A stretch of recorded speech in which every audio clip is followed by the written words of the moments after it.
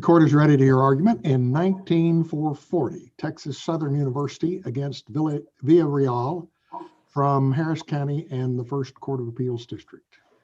May it please the court, Mr. Green will present argument for petitioners. Petitioners have reserved 5 minutes for rebuttal. May it please the court. Ivan Villarreal failed to maintain a 2.0 GPA during his 1L year of law school. He was dismissed from school for that reason alone. The court should hold that the due course of law clause is not implicated by Villarreal's academic dismissal, but even if due course of law is implicated, Villarreal failed to allege a viable procedural or substantive challenge to his dismissal. First, the court should decline to extend due course of law protection to an academic dismissal.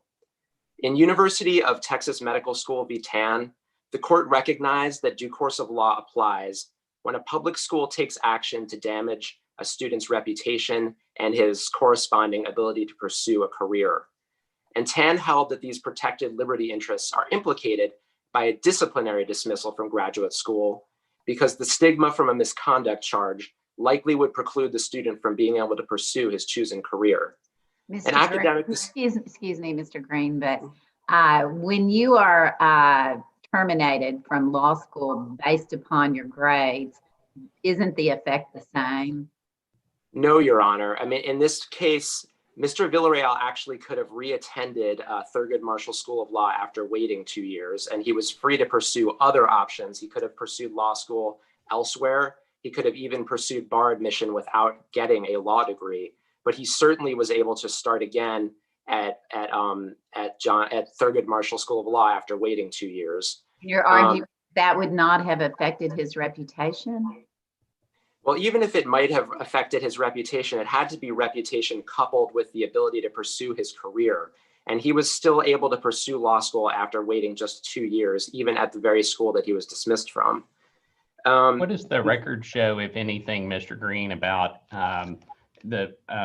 any allegations, any testimony or evidence or by affidavit or otherwise from Mr. Villarreal about any stigma or inability to pursue his chosen profession?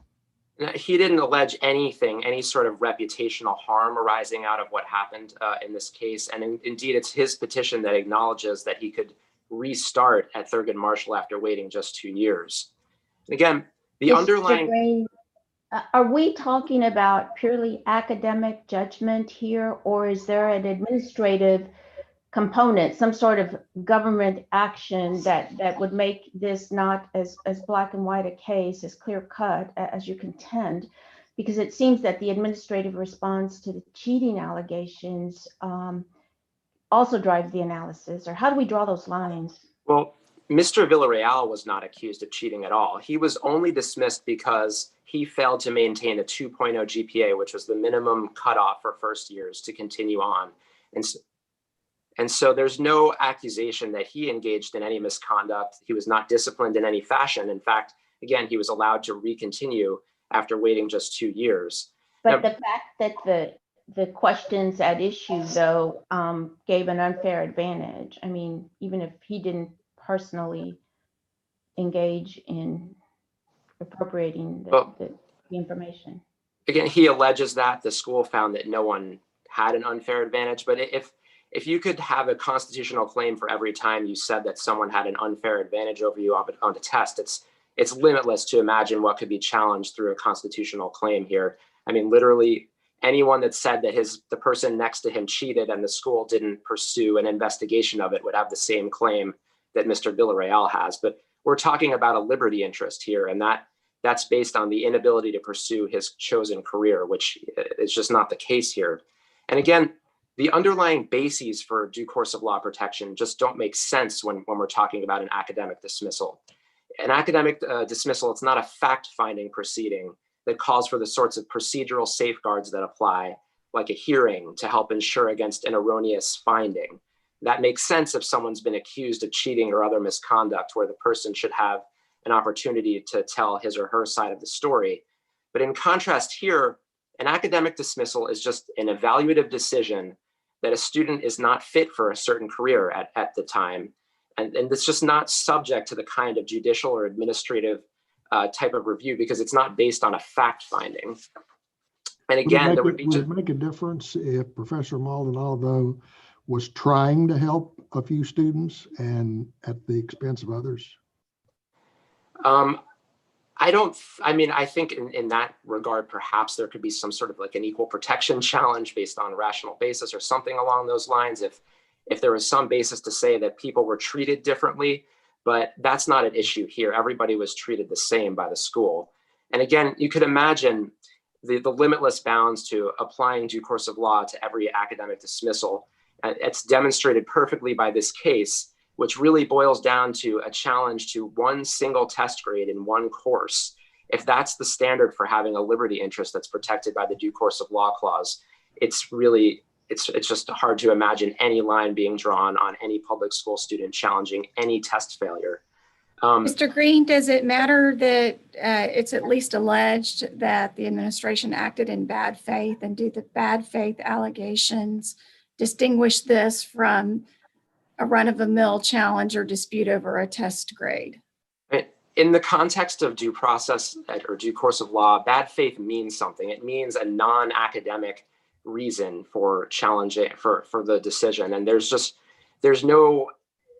all he's saying is basically that the school didn't do a good enough job investigating this. But at the end of the day, it was a purely academic decision that, in resolving the criminal law supposed controversy, but again, which was just one small component of this student's grades, which were just not enough to satisfy a minimum GPA cutoff.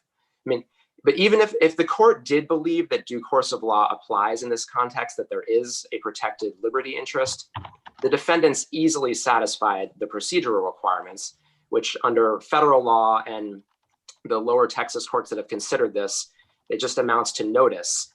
Villarreal received notice and an explanation regarding his grades-based dismissal from law school. He was given several opportunities to challenge his grades, and that is all that is required by any sort of procedural requirement under the clause. And Mr. Green, that's my question. If we get past the due course of law issue and that he did have that his interest was violated, but we get to the procedural part of it, then were all the students provided notice that they could have this exam regraded with the 13 questions taken out? Yes.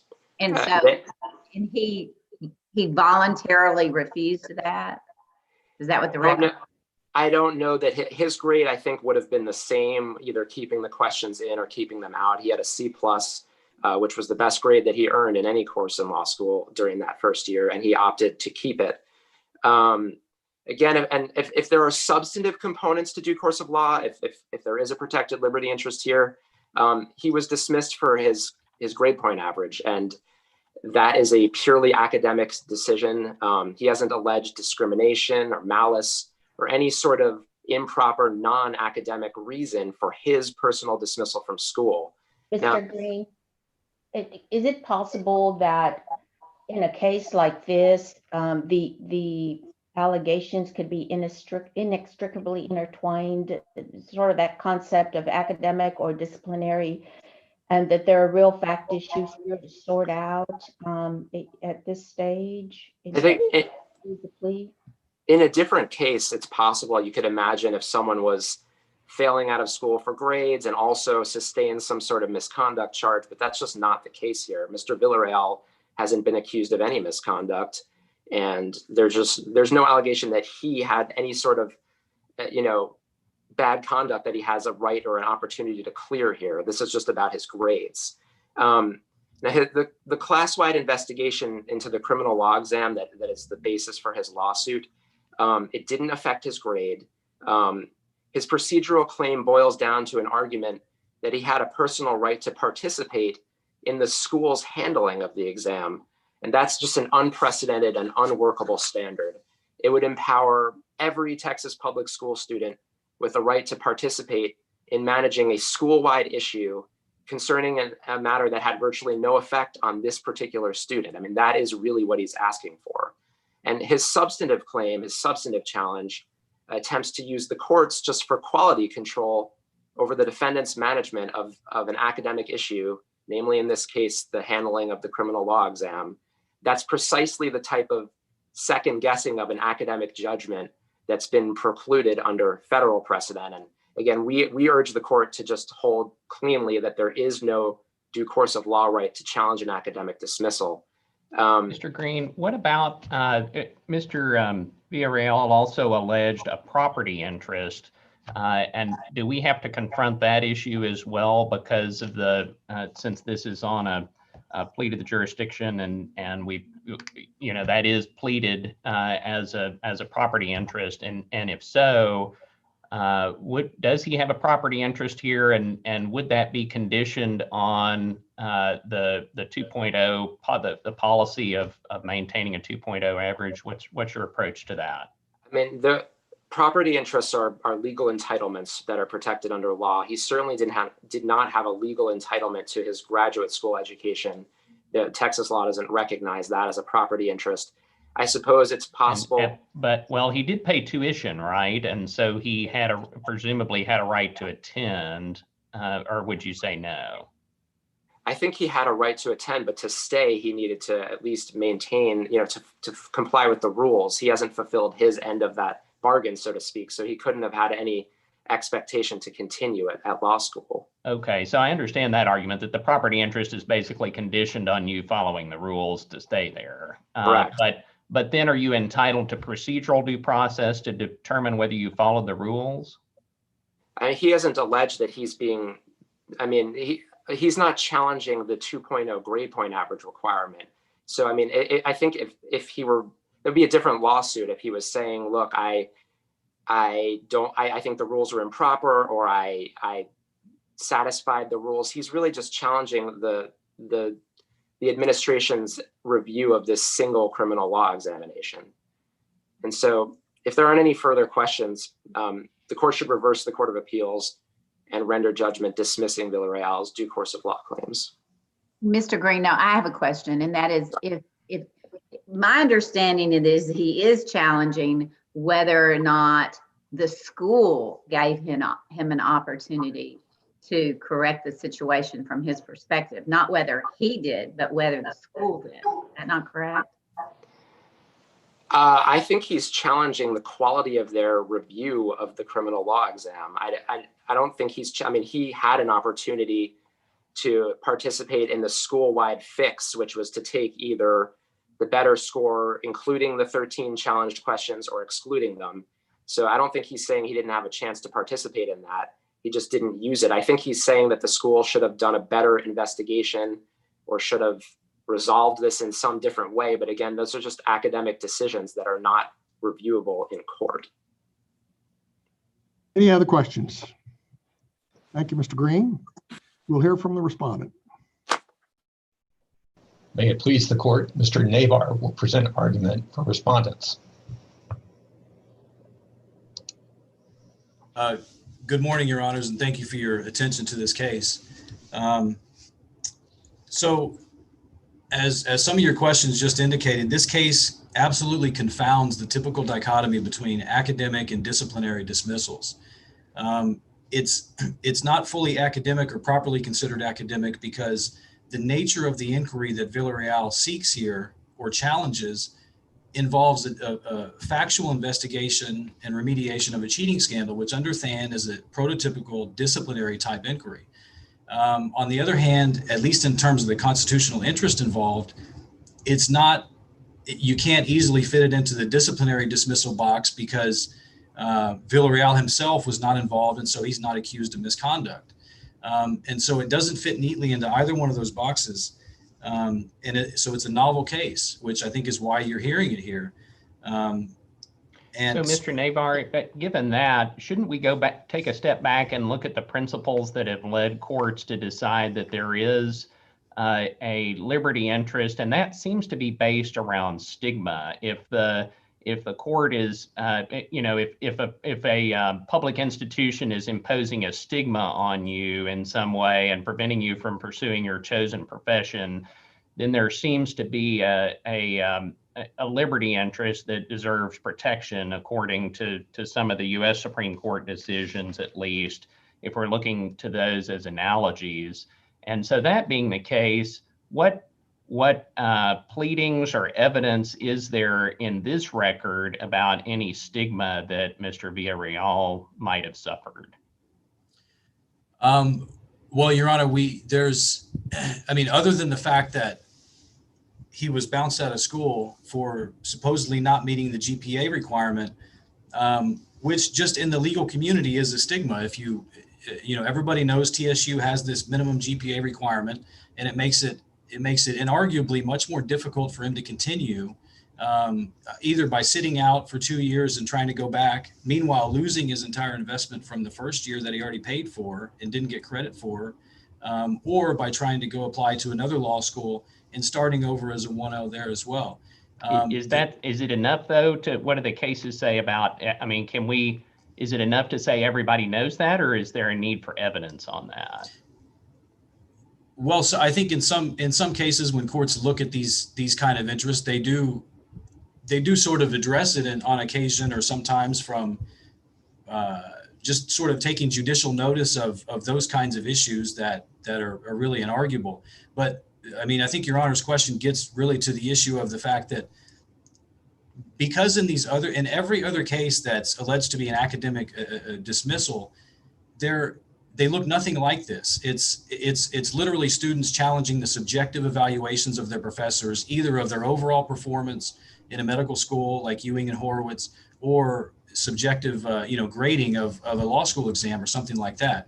This is a completely different factual inquiry. Counsel, I was going to ask you about that. Do you contend there's the bad faith here that there was in the Lopez case or in the Than case? Because it seems that the concurrence, Justice Massengale said that your assertion strained credulity. And I don't think we have, are you contending there's that bad faith here? It seems like the school, the law school, did everything it could to ameliorate the situation, and that the impact on your client, Mr. Villarreal, was arguably negligible. So do we have bad faith here that rises to the level of Lopez and Than? Absolutely, Your Honor. And let me answer that question. And then I'll go back to the question of what interest does Villarreal have here. So they did not ameliorate the issue. They didn't properly investigate the issue to begin with, which is what you have to do first to decide what remediation is necessary and appropriate. If you look in the record, and this, I explained this in detail in our brief, and it's around page 470 to 480. There's 10 or 12 pages of these review materials. If you read the record, read our brief, what happened here, and these are facts that the state is trying to ignore or gloss over. One of the other criminal law professors came in the ensuing semester to the dean of the law school and said, and basically gave him a handful of photographs, 10 or 12 pages of photographs of review material. Now, as I describe in the brief, it's important to recognize some of these are not from the same tranche of materials. Some of them have different fonts. Some of them, there's one photograph of review questions on a student's laptop computer, but the rest of them are printed on hard copies of these review questions.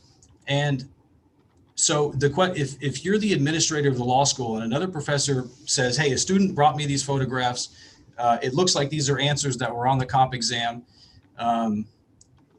All the record reflects is what their response was, literally to take those photographs. It looks like somebody went to the administration and cross-referenced it with the exam to determine which of those questions and those photographs were on the exam. But there's no indication that they did anything beyond that. When the most reasonable, the obvious response of any reasonable administrator or dean of a law school would be to ask the question, first of all, is this the extent of the compromise? Is this all? Where did these photographs come from? Who's the student? Let me go talk to them.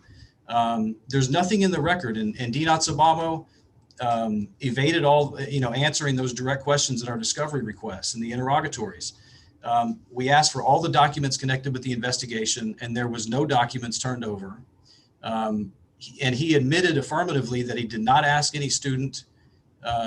He didn't interview a single student, And he didn't even ask Professor Maldonado for the full copy of what he discussed in these review sessions. So it was a cover up from the very beginning. They never tried to ascertain whether it was only 13 questions that were compromised. And in fact, Dean Atsubamo, when he wrote to Dr. Bolus, asking him to perform this analysis, he specifically told him there's a likelihood of additional compromised questions, but these are the only ones we have evidential proof of. And if you look at the record, the only thing he can be referring to is this group of disjointed photographs.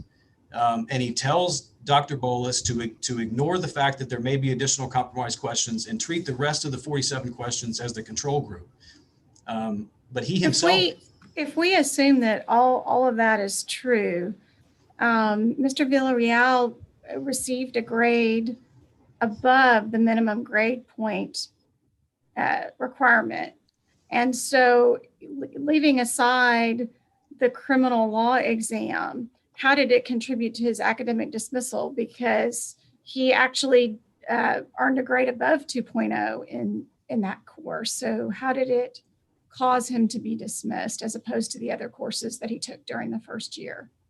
Well, right. And of course, I mean, Villarreal has a right to be graded fairly according to the policy of the university as to all of his first year exams, just like all the other students.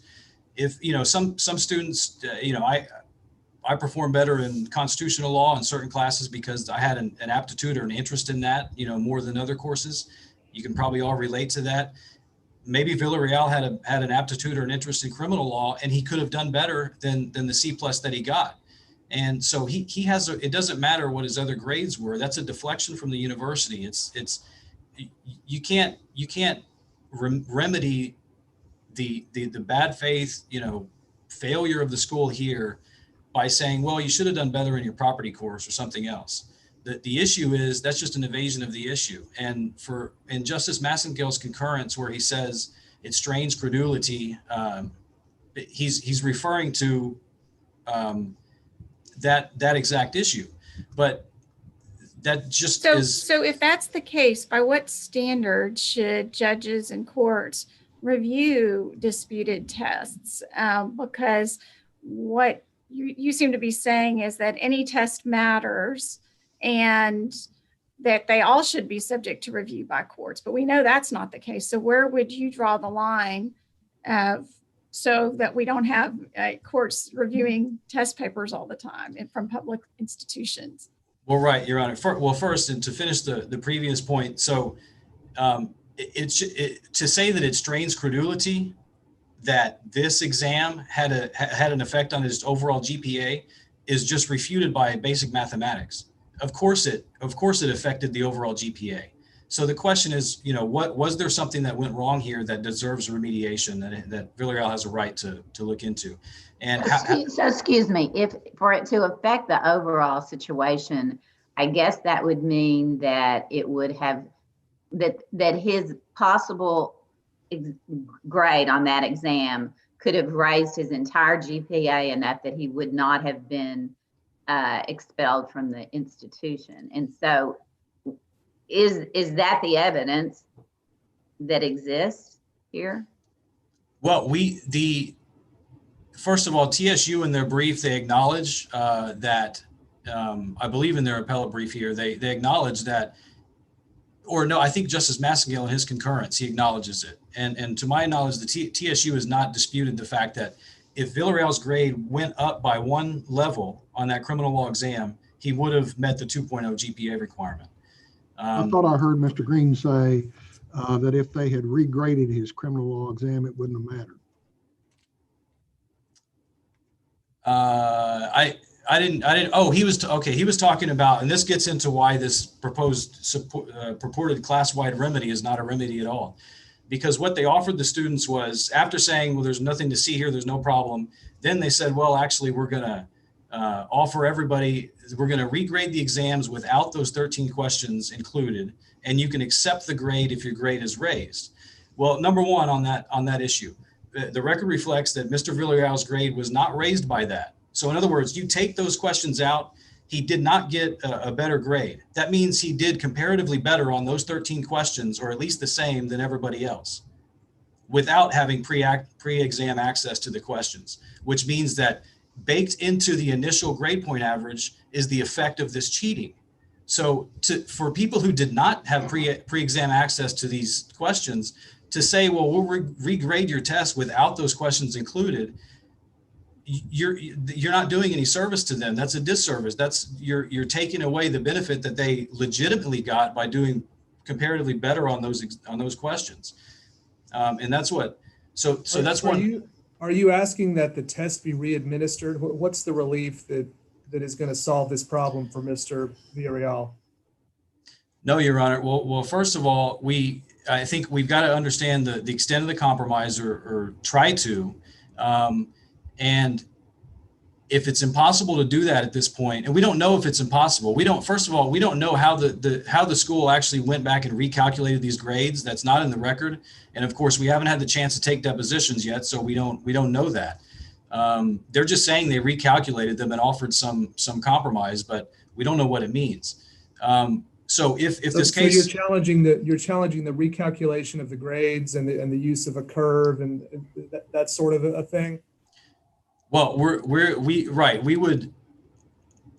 I mean, if this case were to be remanded, we would either need the school to try to understand the extent of the compromise and recalculate the grades according to their normal methods after they deal with the compromise, or if it's impossible to do that because 4 years ago they never asked the right questions in the first place to determine the extent of the compromise. If it's impossible now, I suppose we'd be asking the school to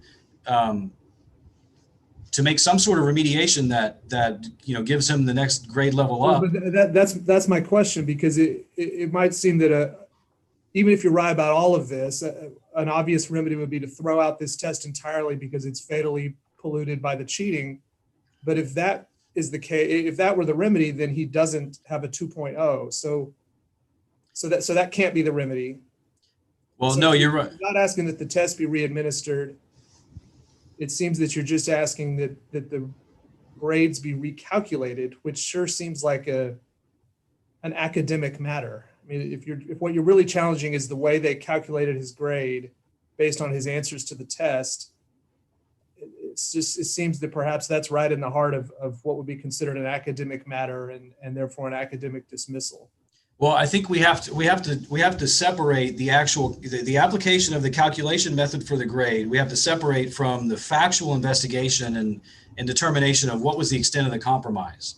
And so we're not, Villarreal, like we've said in the brief, we're not challenging the application of a 2.0 GPA requirement, and we're not challenging the method of calculating that's stated in the rules and regulations, the student manual. In fact, we're trying to enforce that. We're trying to ask the university to uphold its end of the bargain.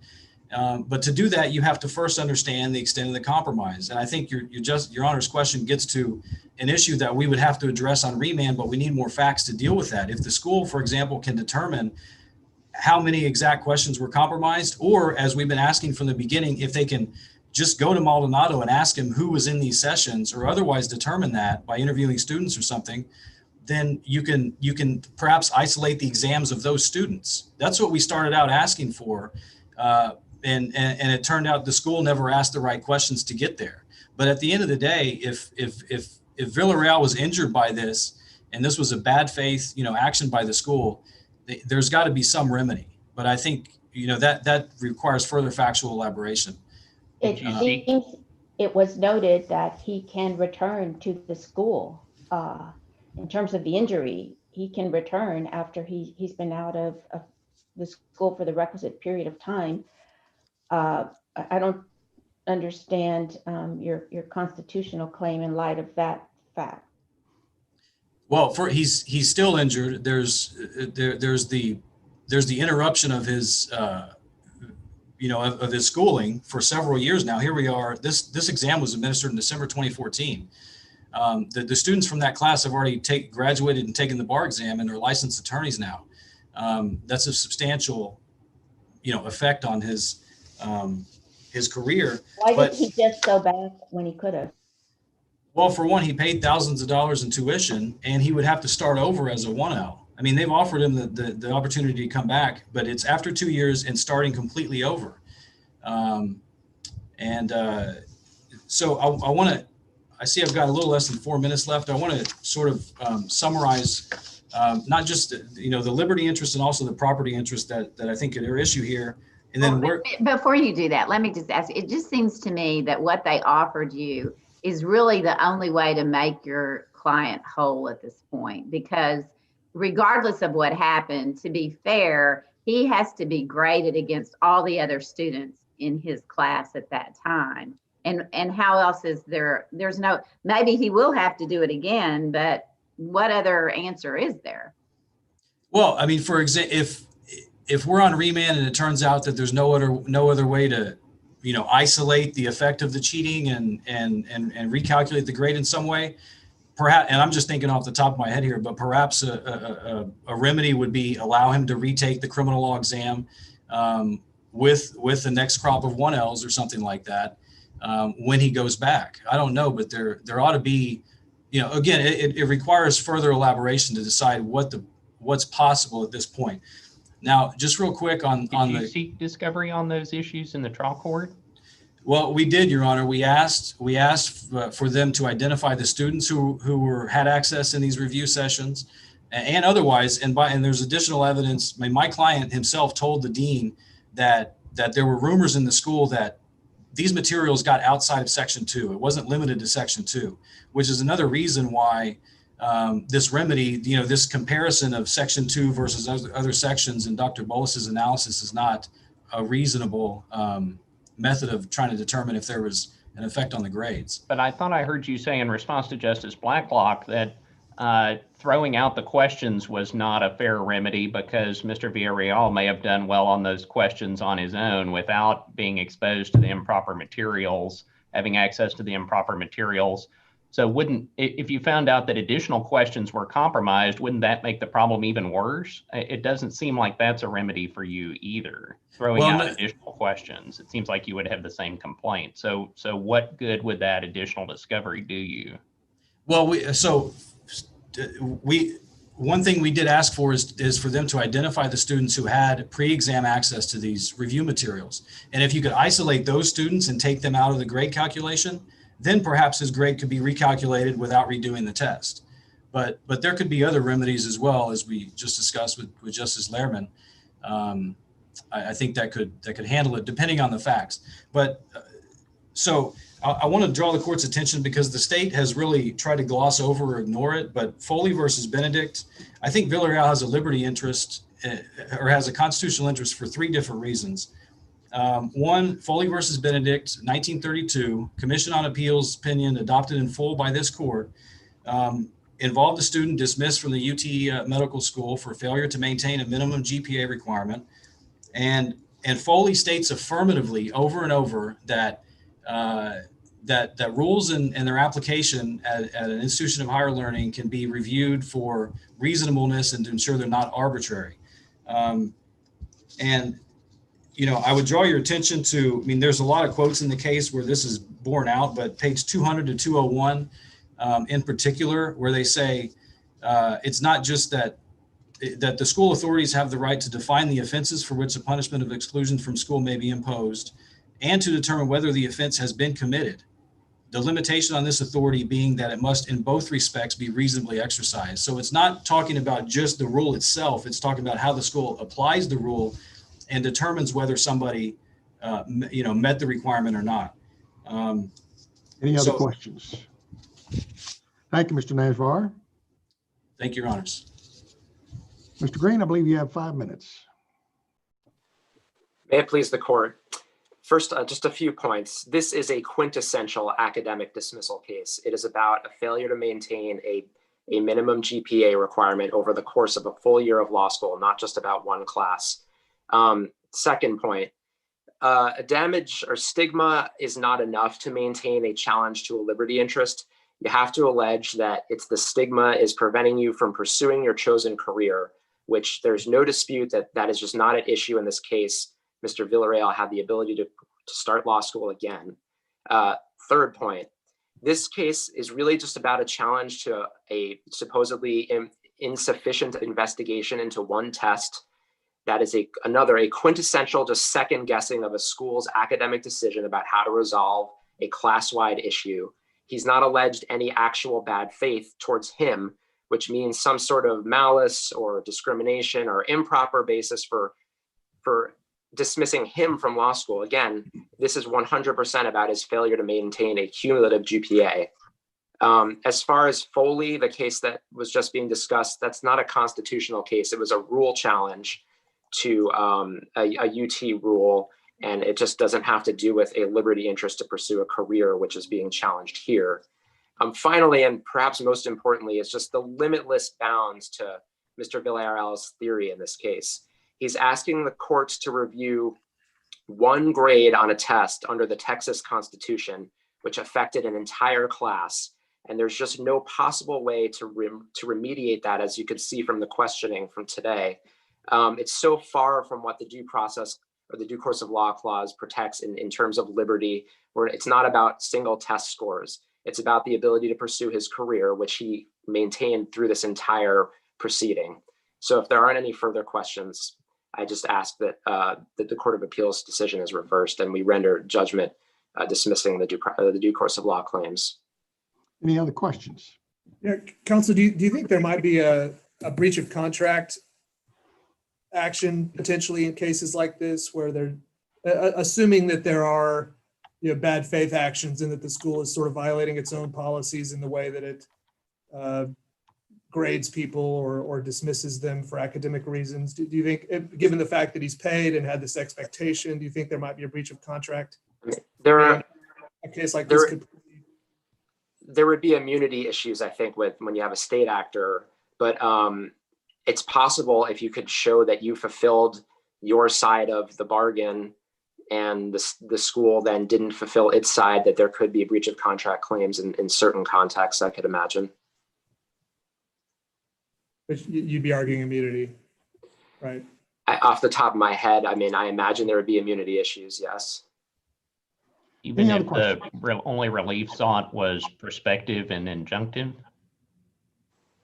It's possible that you could fit a claim into an ultra vires theory, I imagine, if there was a violation of law that was continuing, something along those lines. But standard breach of contract would has its limitations, based in sovereign immunity. Any other questions? Thank you, Mr. Green. The case is submitted and the court will take another brief recess.